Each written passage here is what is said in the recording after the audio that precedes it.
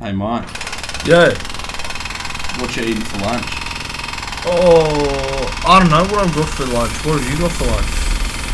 Vegemite sandwich, something with miso packed in. I wish I had a miso. Yeah. Fuck. Wait, what's that up there? What? Oh Look, my look. fucking god, Jesus. what is that? What the fuck?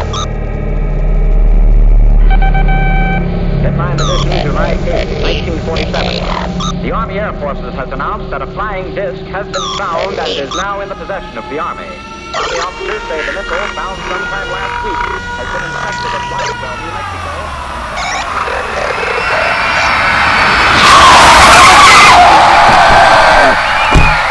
Watch my back! Cover me! Look out! Watch out! Reloading! Cover me, I'm reloading! Get down! Firing RPG!